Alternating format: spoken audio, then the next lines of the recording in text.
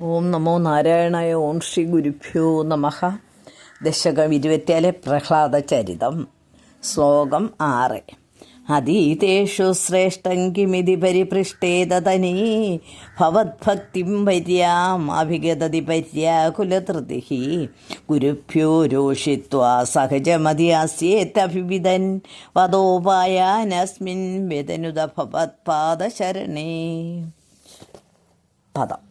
അധീതേഷു ശ്രേഷ്ഠം കിം ഇതി പരിപൃഷ്ടേ അധ തനീ ഭവദ്ഭക്തിം വര്യാം അഭിഗതതി പര്യാകുലധൃതി ഗുരുഭ്യോ രോഷിത്വാ സഹജമതി അസ്യ ഇതി അഭിവിദൻ വദോപായാൻ അസ്മിൻ വ്യതനുത ഭവത്പാദശരണേ.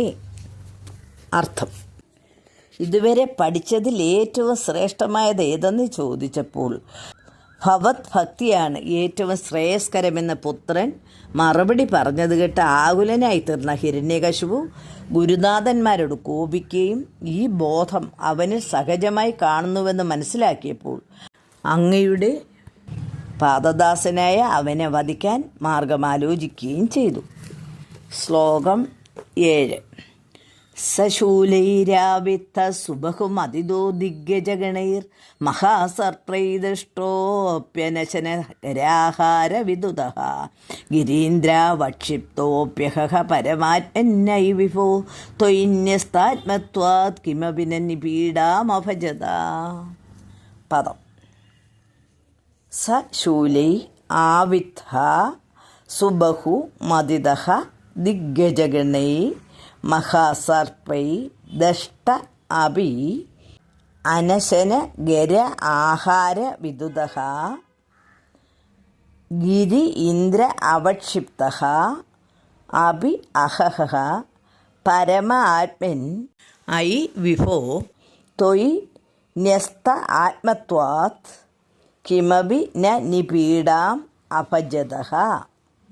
അർത്ഥം: പരമാത്മസ്വരൂപനായ ദേവ, അങ്ങയിൽ ആത്മാർപ്പണം ചെയ്യുക മൂലം ശൂലത്താൽ പിളർക്കപ്പെട്ടപ്പോഴും മഹാസർപ്പങ്ങളാൽ ദംശിക്കപ്പെട്ടപ്പോഴും ഭക്ഷണം കൊടുക്കാതിരിക്കുക, ഉഗ്രമായ വിഷം കുടിപ്പിക്കുക എന്നിവയാൽ ക്ലേശിക്കപ്പെട്ടപ്പോഴും പ്രഹ്ലാദന് ഒട്ടും വേദന ഉണ്ടായില്ല. ശ്ലോകം 8. തദശങ്കാവിഷ്ട സ പുനഃദിദുഷ്ടോസ്യ ജനകോ ഗുരുക്ത്യാ തദ്ഗേഹേ കില വരുണപാശൈസ്ത്വമരുണത് ഗുരോച്ഛാ സാന്നിധ്യേ സ പുനരനുഗാൻ ദൈത്യതനയാൻ ഭവത്ഭക്തേസ്തത്വം പരമമഭിവിജ്ഞാനമശിഷത്. പദം. തതഃ ശങ്ക ആവിഷ്ടഃ സ പുനഃ അതിദുഷ്ടഃ അസ്യ ജനക ഗുരു ഉക്ത്യാ തദ്ഗേഹേ കില വരുണപാശൈ തം അരുണത് ഗുരോ ച അസാന്നിധ്യേ സ പുന അനുഗാൻ ദൈത്യതനയാൻ ഭവദ്ഭക്തി തത്വം പരമം അഭിവിജ്ഞാനം അശിഷത്. അർത്ഥം: ഈ അത്ഭുത സിദ്ധികൾ മൂലം ശങ്കാധീനനായി തീർന്ന പ്രഹ്ലാദ പിതാവ് ഗുരുവിൻ്റെ വാക്കുകളനുസരിച്ച് അവനെ ഗുരുഗൃഹത്തിൽ തന്നെ വരണപാശത്താൽ ബന്ധനസ്ഥനാക്കി.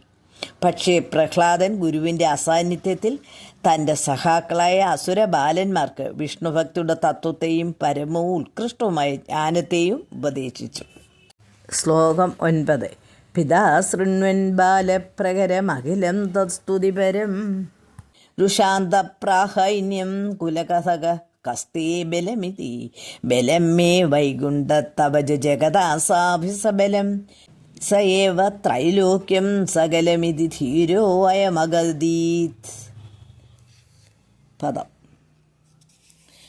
പിതാ ശൃണ്വൻ ബാലപ്രകരം അഖിലം ത്വത്സ്തുതിപരം രുഷ അന്തഃ പ്രാഹ ഏനം കുലഹതഃ ക തേ ബലം ഇതി ബലം മേ വൈകുണ്ഠ തവ ച ജഗതാം ച അഭി സ ബലം സ ഏവ ത്രൈലോക്യം സകലം ഇതി ധീര അയം അഗതീത്. അർത്ഥം: ബാലകന്മാരെല്ലാം അങ്ങയെ സ്തുതിക്കുന്നത് കേട്ട് കോപാന്തരായി തീർന്ന ഹിരണ്യകശിപു കുലദ്രോഹിയായി നിനക്ക് ബലം തരുന്നത് ആരാണെന്ന് പുത്രനോട് ചോദിച്ചു. ധീരനായ പ്രഹ്ലാദൻ മറുപടി പറഞ്ഞു: വൈകുണ്ഠവാസിയായ ഭഗവാനാണ് എൻ്റെ ബലം. അങ്ങയുടെ ബലവും അദ്ദേഹം തന്നെയാണ്. എല്ലാ ലോകങ്ങളുടെയും ബലം അദ്ദേഹം തന്നെയാണ് എന്ന് മറുപടി പറഞ്ഞു. ശ്ലോകം 10. ഹരേ ക്വാസൗ സകല ജഗദാത്മാ ഹരിരിതി പ്രഭിന്ദേ സ്മസ്തംഭം ജലിതകരവാളോ ദിദിസുതഃ അത പശ്ചാദിഷ്ണോ നഹി വദിതുമീശോസ്മി സഹസാ കൃപാത്മൻ വിശ്വാത്മൻ പവനപുരവാസിൻ മൃഡയമാം. സർവത്ര ഗോവിന്ദനാമ സങ്കീർത്തനം. ഗോവിന്ദ ഗോവിന്ദ. പദം: അരേ ക്വ അസൗ സകല ജഗത് ആത്മാ ഹരി ഇതി പ്രഭിന്ദേ സ്മ സ്തംഭം ചലിത കരവാള ദിദിസുതഃ അത പശ്ചാത് വിഷ്ണോ നഹി വദിതും ഈശഃ അസ്മി സഹസാ കൃപാത്മൻ വിശ്വാത്മൻ പവനപുരവാസിൻ മൃഡയമാം.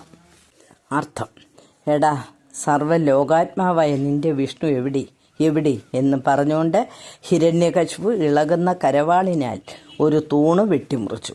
ഹേ വിഷ്ണു, അനന്തര സംഭവങ്ങൾ പെട്ടെന്ന് പറയാൻ എനിക്ക് കരുത്തില്ല. കൃപാനിധിയും പ്രപഞ്ച സ്വരൂപനുമായ ഗുരുവായൂരപ്പ, എൻ്റെ ദീനതകൾ അകറ്റേണമേ. സർവത്ര ഗോവിന്ദനാമ സങ്കീർത്തനം. ഗോവിന്ദ ഗോവിന്ദ. ഹരി ഓം തത്സത്.